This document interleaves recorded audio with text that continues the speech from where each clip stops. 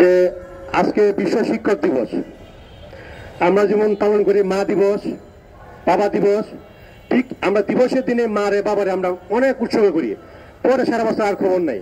ঠিক আমাদেরকে আজকে শিক্ষক দিবস হিসেবে সরকারিভাবে সকল কর্মচারী র্যালি মিছিল করে একাকার করে গেছে।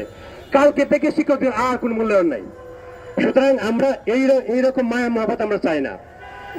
বিশেষ করে আমরা তো শুনছেন যে মাদ্রাসা এবং মাওসি তাদের যে কদর এই কারিগরি শিক্ষকদের প্রতি, কিন্তু আমাদের কারিগরি অধিদপ্তর এবং বোর্ড আমাদের শিক্ষকদের এত কদর নাই।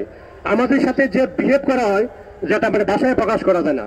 মনে হয় যে তারা তো এই জায়গায় আমাদের সেবক, আমরা আছি বলে তো আজকে কারিগরি শিক্ষা অধিদপ্তর বোর্ড আছে এবং ছাত্র আছে বলে আমরা আছি। ছাত্র আছে, শিক্ষক আছে, কারিগরি বোর্ড অধিদপ্তর আছে। সুতরাং আমরা আমাদের যে দাবি যে আজকে সকল মাধ্যমিক বিদ্যালয়ে আমাদের যে কারিগরি আছে, এই কারিগরিতে আমাদের প্রধান শিক্ষক সহকারী শিক্ষক না থাকায় আমাদের প্রধান শিক্ষকরা কারিগরি বোঝে না বোঝাতে আমাদের দাবিগুলো, আমাদের মনের ব্যাপারগুলো, ছাত্রদের যে কল্যাণ, সে কল্যাণে তারা কাজ করতে চায় না।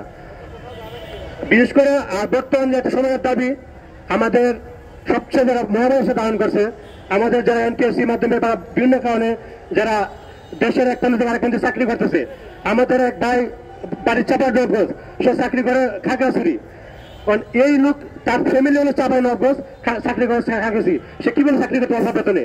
সুতরাং আমাদের এই বদলিটা যেন দ্রুত মানে চালু করা হয় এবং কি যত বাধা বিপত্তি আসুক সকল বাধা বিপত্তি উপেক্ষা করে আমি সরকারকে অনুরোধ করবো যে বদলি খুব তাড়াতাড়ি চালু করা হয় এবং বদলিটা চালু এবং আন্তঃবদলির মাধ্যমে যদি কোনো জায়গায় প্রতিষ্ঠানে কোনো ট্রেড খালি না থাকে, অন্য প্রতিষ্ঠান যদি থাকে, তার মাধ্যমে এটা আমরা করতে পারি।